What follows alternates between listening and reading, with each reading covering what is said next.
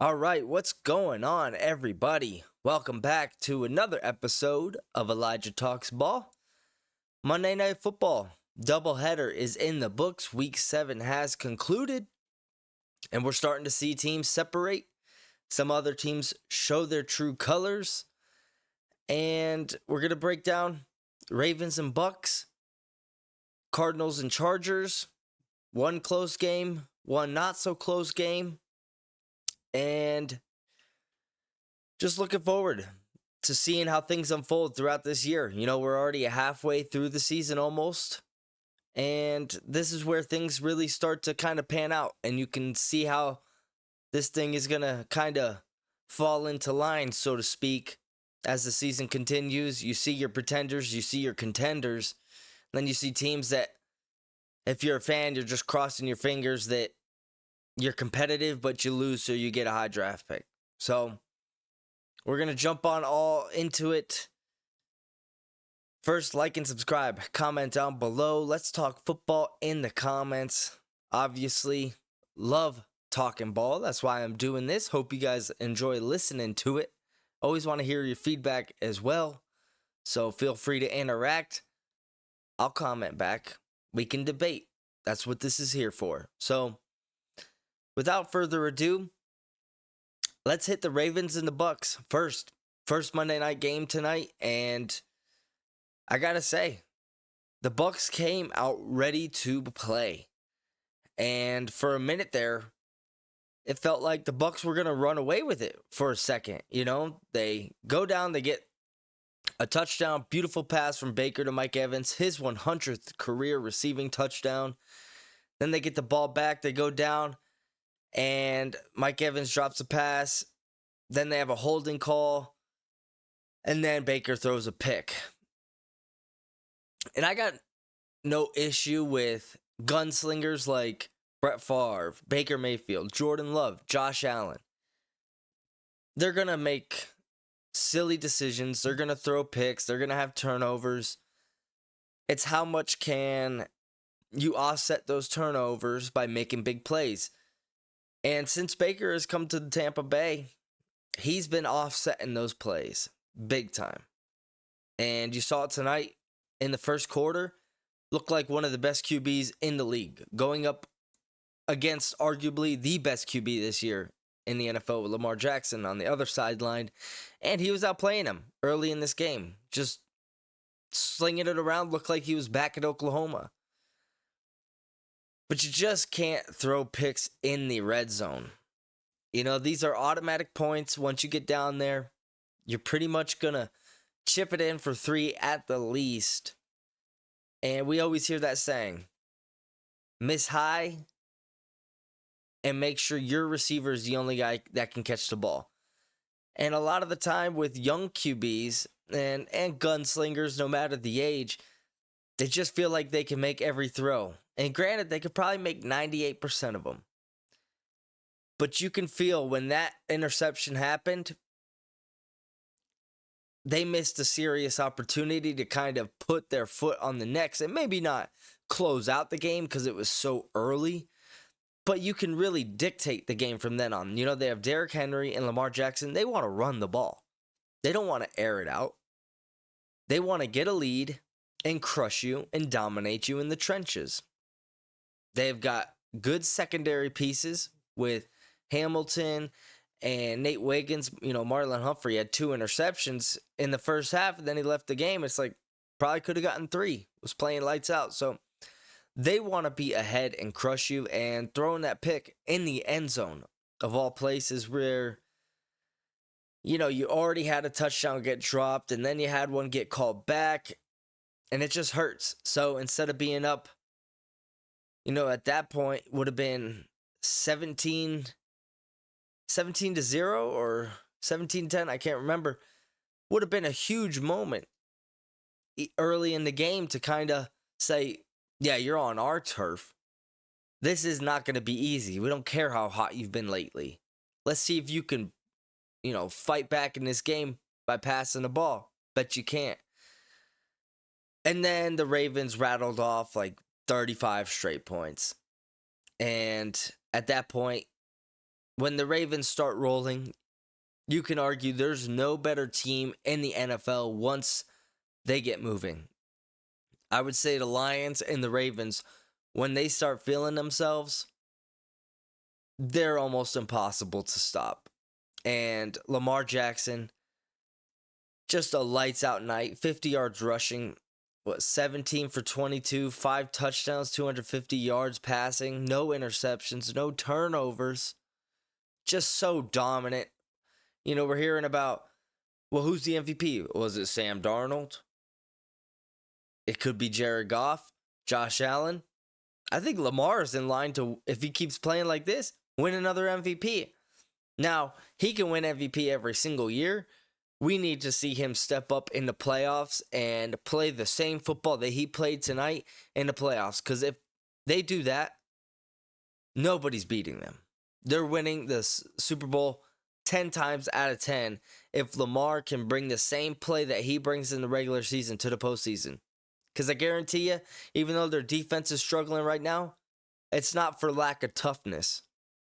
This team will beat the shit out of you.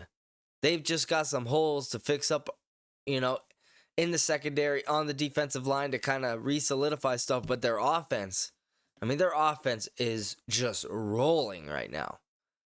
I mean, you got Zay Flower, who looks faster every game. Rashawn Bateman's starting to make some plays. You got, Isaiah Likely and Mark Andrews, which kind of like a Gronk, Aaron Hernandez style duo. And then the most underrated free agency signing probably of recent history, Derrick Henry. It blows my mind that this guy only got signed for $8 million a year, and he almost has 1,000 yards rushing through 7 games.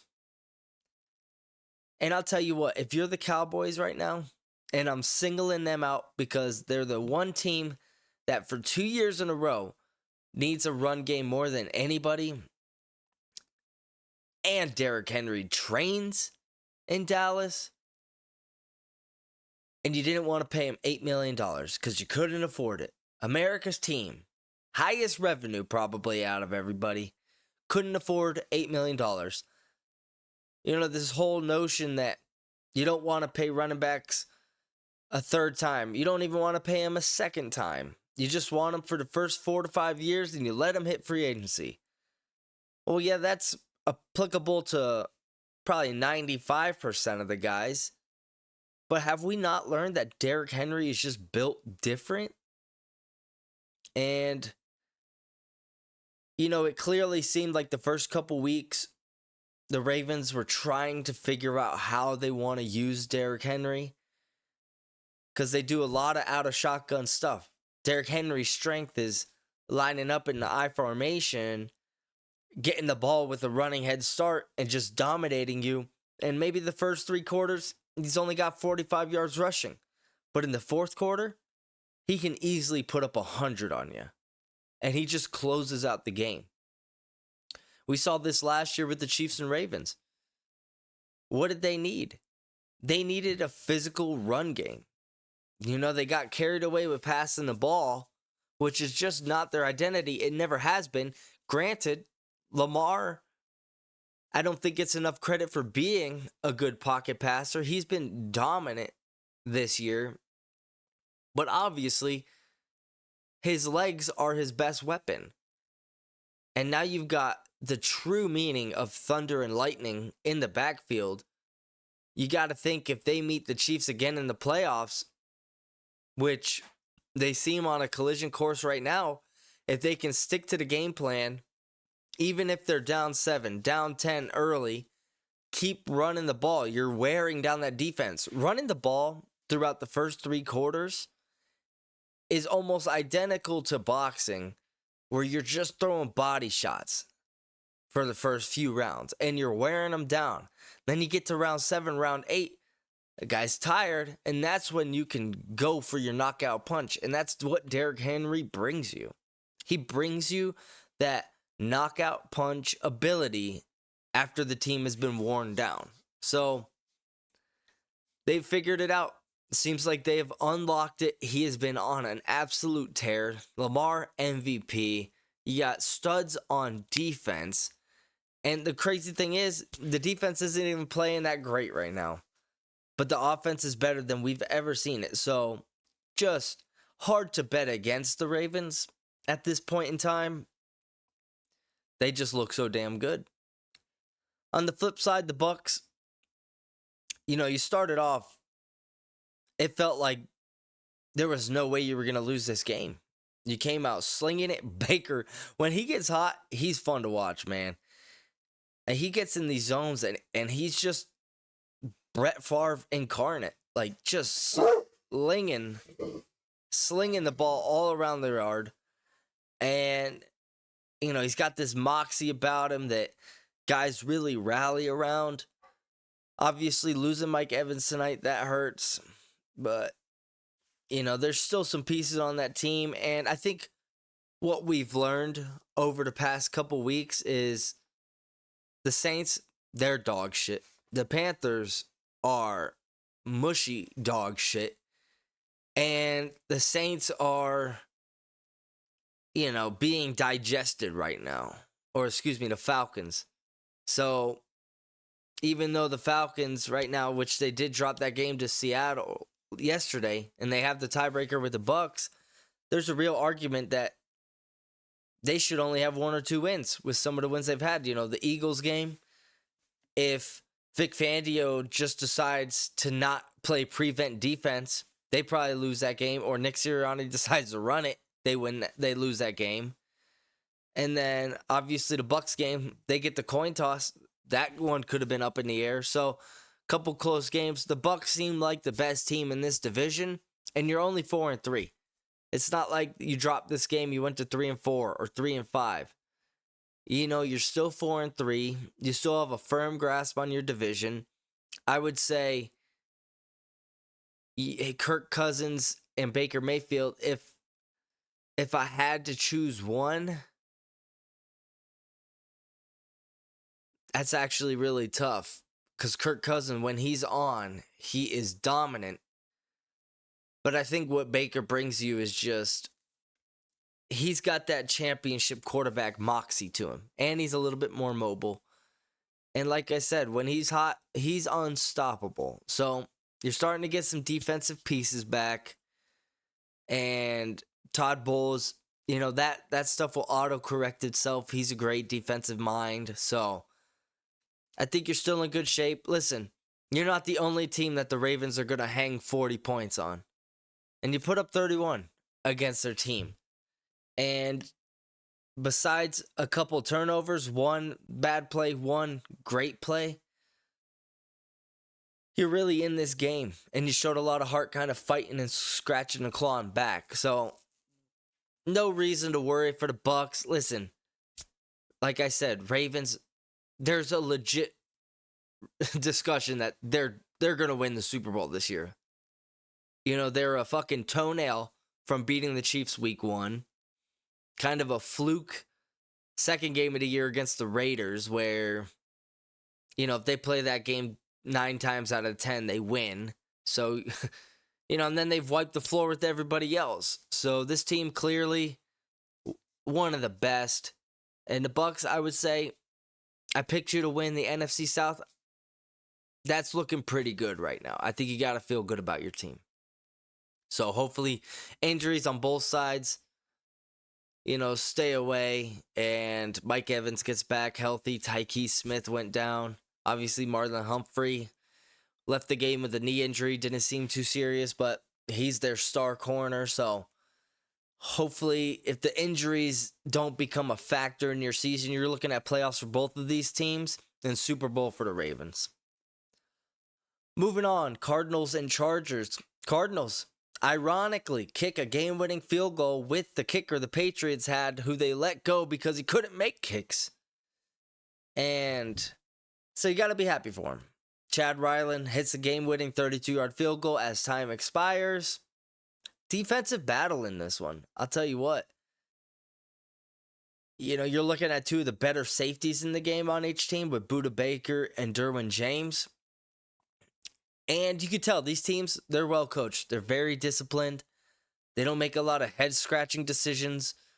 Kyler can be up and down. Justin is still trying to recapture that form, but these teams are fundamentally sound, and that's what you saw tonight.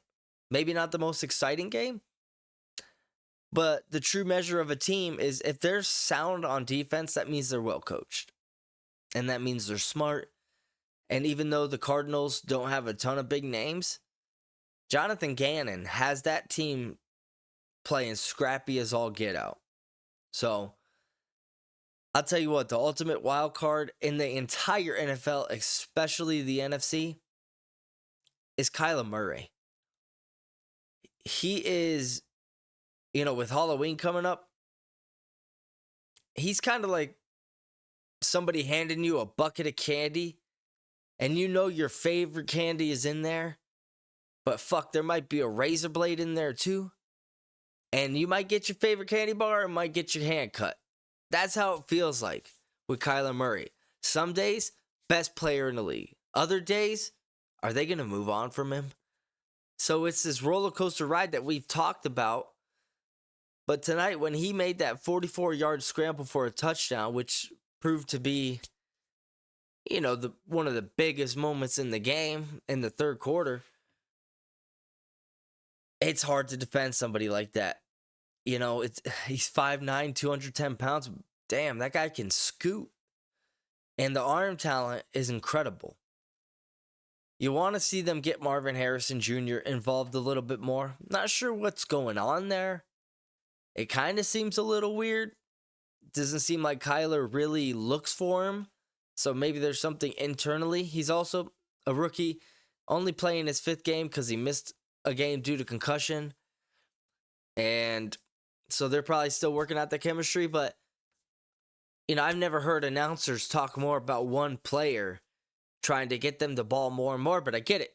He was the 4th overall pick. You got to feed him the rock.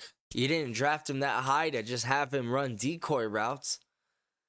And he had a couple times this season where he's been wide ass open over the top, and it's like Kyler doesn't see him. So you never want to hone into one receiver every single play. But we saw how lethal Kyler and DeAndre Hopkins were. I'd love to see that chemistry get built between him and Harrison. Another thing for the Cardinals, James Conner could play on my team any day of the week. That guy, we talk about Marshawn Lynch, tough running style, Adrian Peterson, Marion Barber. This guy runs hard as shit every single snap. This guy doesn't get tired. He is the offensive version of Max Crosby. Just unlimitless energy. Max effort every single play. And tonight he puts over 100 yards rushing, another 50 through the air. And has quietly had an underrated career. I looked up his stats earlier. 5,500 rushing yards. Another 50 touchdowns. It's like, damn. And he's a pretty good receiving threat as well. It's like this guy just doesn't get talked about a lot. And maybe it's because he plays in a small market with the Cardinals. But when I remember watching him on the Steelers, this guy was dominating people. And I'm not quite sure why they let him go. Because he fits that Steeler mantra perfectly. So, yeah, the Cardinals, they're just an interesting team. That's the best way to put it. Any week, they could beat a great team. Any week, they could lose to the worst team. It's just that roller coaster ride where if they can level that out in the division right now, Seattle, they're leading it, but I would take Kyler over Geno. Now, if Geno plays how he can some days, he looks incredible, but Brock Purdy and the Niners are struggling. They've got injuries everywhere. It seems like this season is just a lost cause that they missed the boat. The Rams, talk about injuries, they have it even worse. And the Seahawks, like I just said, kind of don't know how to feel about them. The Cardinals could be the scrappy team where they kind of figure it out. They sneak into the playoffs as that division that usually only has like an 8-9, 9-8 win team. They could be that team. Because I don't say for sure out of their division games that they're going to lose them. you got to think they're going to be competitive in every one. So, plus, they played a last place team in each division that they play because they came in last place in their division last year. So, kind of a favorable setup for the Cardinals. So, maybe look out for them to kind of make a run. You get confidence in a game like tonight where you go up against a team who everybody believes is better than you. They got a better quarterback than you. They got a better coach than you. They got bigger names than you. And you grit it out. You run for almost 180 yards on the ground and kick a game-winning field goal as time expires. That does a lot for a team. That's a huge confidence booster. So you got to think they'll build up a little bit on that. Moving on to the Chargers. And I got to say, at the beginning of the year, felt like this team, are no longer going to be the Chargers. They're not going to be chargering. They're not going to be blowing leads. They're not going to be losing games they shouldn't, losing games they should win. And it's just clear that this team is a couple years out. Jim Harbaugh is a great coach. I think out of 32 teams, 25 of them would take him as their head coach. Justin Herbert is such an interesting, player. We talk about Kyler Murray being fascinating, but Justin Herbert has this incredible size, amazing arm, great mobility. It just doesn't feel like he's put it all together yet. And he's still very good. And like I said, 25 teams probably take him as their quarterback as well. But there's just this disconnect with his play, maybe his decision-making, maybe it's the scheme. Not quite sure what's going on. And we can't really use the excuse, but they don't have any skill players. It's like, listen, Josh Palmer, pretty good player. Lad McConkey, solid in the slot. Will Dissly had a good game. J.K. Dobbins, they got some pieces there. But we talk about this with Patrick Mahomes, with Lamar, with Josh Allen. Are you winning because of your quarterback or in spite of your quarterback? Teams like the Niners, Brock Purdy, good. Is he the reason? Not all the time. He's got a great situation. Baker Mayfield, Kirk Cousins, these are all good, really good quarterbacks. But are they the reason that if you're going into the Super Bowl facing Patrick Mahomes that you say, even if they get the ball with a minute left and go score, we get the ball with a minute left, we go score? Like, it kind of cancels each other out. So, I'm not quite sure Justin Herbert is at that level right now. And you have faith that Jim Harbaugh is going to just implement his culture. They clearly want to run the ball, which is how you win at any level. You got to establish your dominance in the trenches, and they'll work towards that. But tonight, a game that you clearly should win, you'd move up to 4-2, and you just couldn't get it done. And it sucks if you're a Chargers fan. The season's not over. You're still 3-3. You're in fine shape. You're only 7 games into your head coach's tenure at this team, so you guys are still figuring out yourselves. But you would have liked to see them pull this one off because it was a winnable game, and games like this matters. It's good to win the games that are going up against quality opponents that it says could be either team, but you have to handle the ones that you should win. And this was a should-win game, and tonight it felt like, is there still a little bit of charging in this squad? Maybe.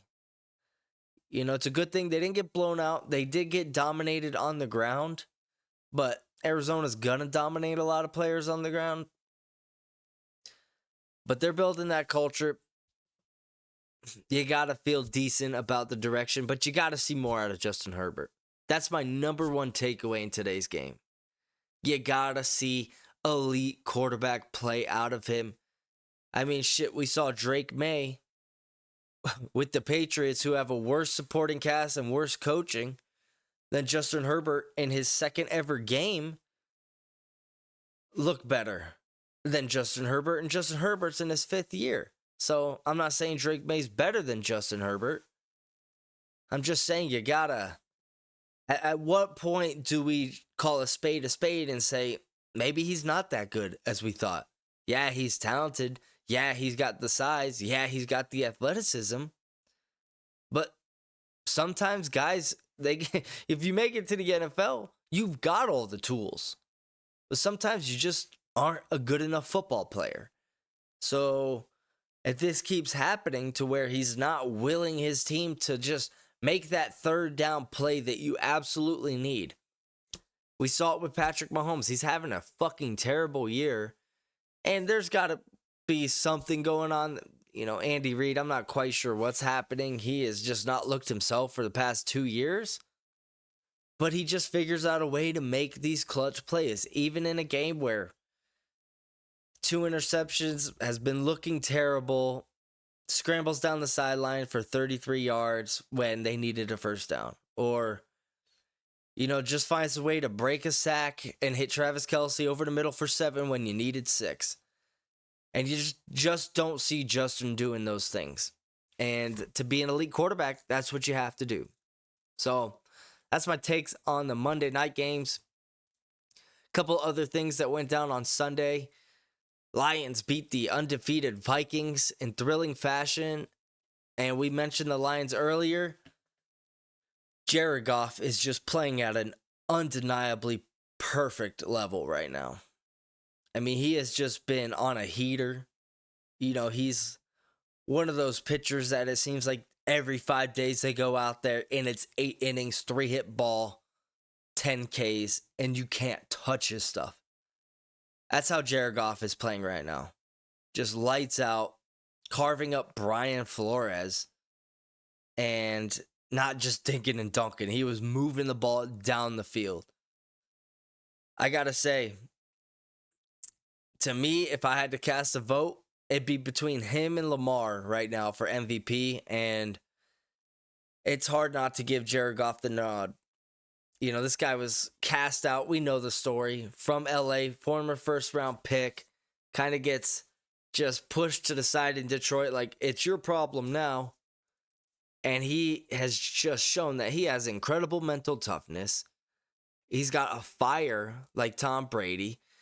And is he one of the final elite pocket passing quarterbacks that we're going to see in the NFL? You know, we're not going to see it in college anymore. You got to have an athletic guy. And that's just obviously carrying over to the NFL because whatever is in college is what's coming to the NFL. We're not seeing these typical drop back play action. Read the defense and fire it in a tight window, 15, 16, 17 yards down the field. We don't see that as much. We see a lot of, we're going to scheme up a guy in motion, kind of break him free, we'll hit him wide open. Guess what?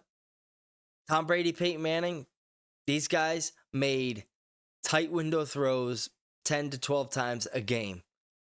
That's what you have to do in the NFL. And Jared Goff is doing it better than anybody right now.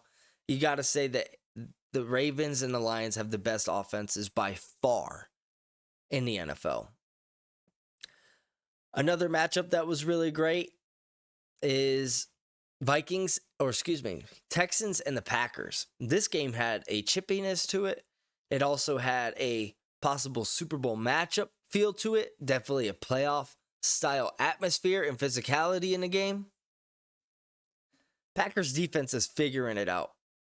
I'm not quite sure how the Texans didn't win this game. I mean, shit, they held CJ Stroud to 73 yards passing.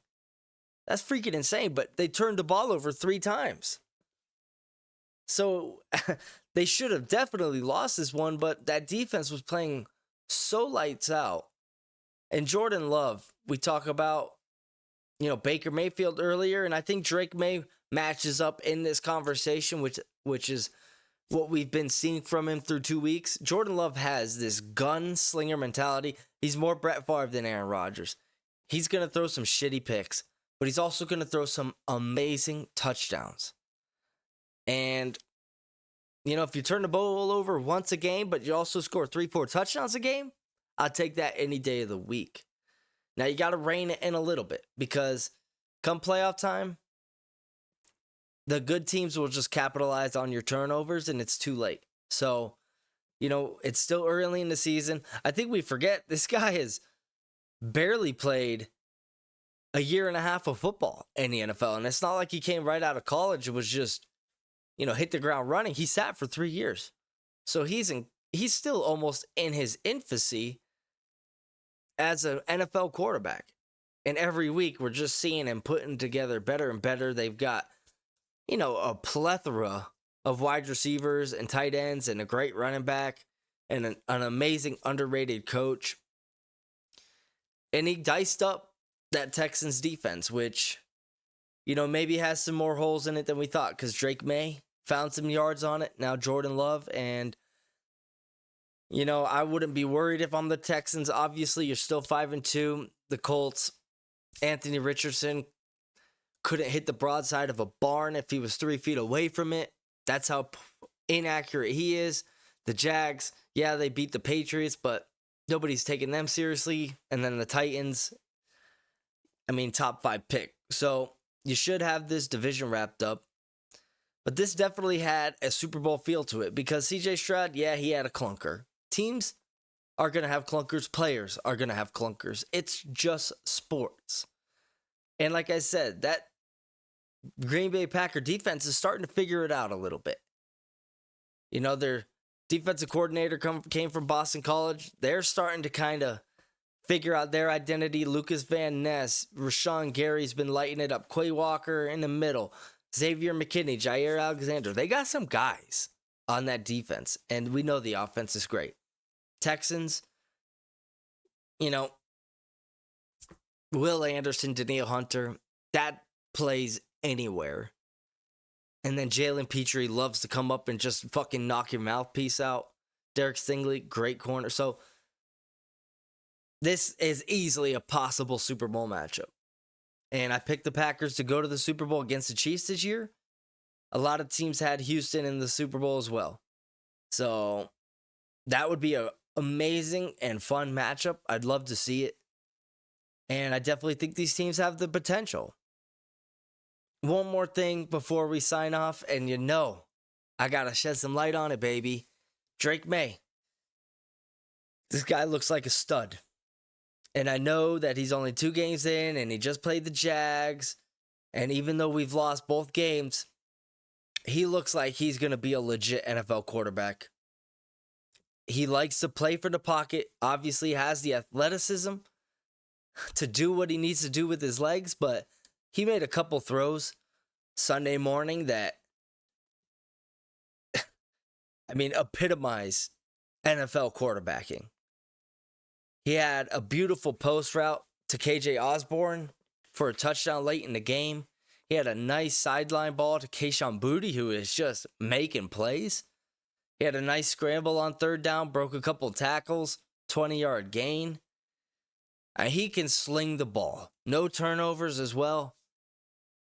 Pats fans, I know everybody just needs to calm down in Boston. It's so fucking annoying. Gerard Mayo, he called the team soft. He's going to lose the locker room. Well, guess what? They're playing soft. So I don't know what world you live in, but I'll tell you what. If somebody called me soft, guess what I'm doing? I'm going into that next game hard as fuck.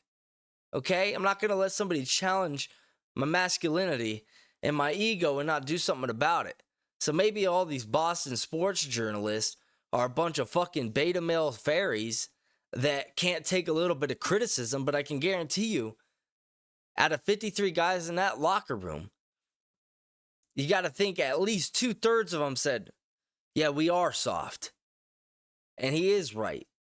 We got to fucking stop the run. We got to run the ball. We can't let guys return a punt return 96 yards. Let's buck up. Let's get tough. I'm sick of this shit. You want those guys on your team. If not, pack your bags, head for the door. We don't want you here. Mike Tomlin said it about his team. Said, yeah, we've scared some free agents off. They didn't want to practice hard on Fridays. They wanted to be rested for the game. We didn't want you then. Get out. And maybe this is what Gerard Mayo needs to do. Maybe he puts on the pads and goes out and does Oklahoma with the boys.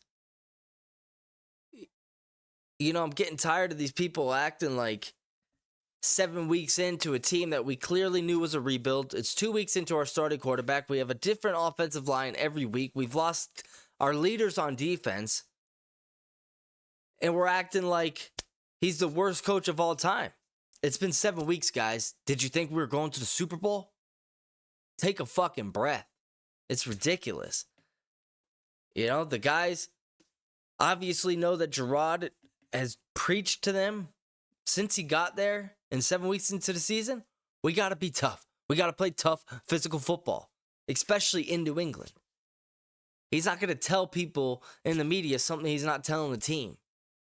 So everybody just take a deep breath. I mean, after, week 7 next year, if it's still the same product, yeah, then you freak out, okay? But 7 games in, relax. Drake May, clearly a guy, okay? He looks legit. He looks like he has the potential to be elite. And Alex Van Pelt is starting to figure it out a little bit. We got to obviously handle the run game and get better at producing yards on the ground. But I'd say there's a lot of things to like about the future of this team. So take a deep breath, relax. Let's give it some time. There's no need to hit the panic button now. Where are we going to go, huh? We're going to make AVP or DeMarcus Covington our head coach? Or are we just going to have Jonathan Kraft take it over? Let him do his thing. Let him cook, as people say. So, that's pretty much it for tonight, guys. Going to be talking about the World Series. Dodgers and Yankees. East versus West. Shohei versus the Judge. All rise for the showdown. Got to make some t-shirts like that. Trademark, don't take my idea. So look out for that video, guys. Have a great day. Stay safe. And thank you for listening. Peace out.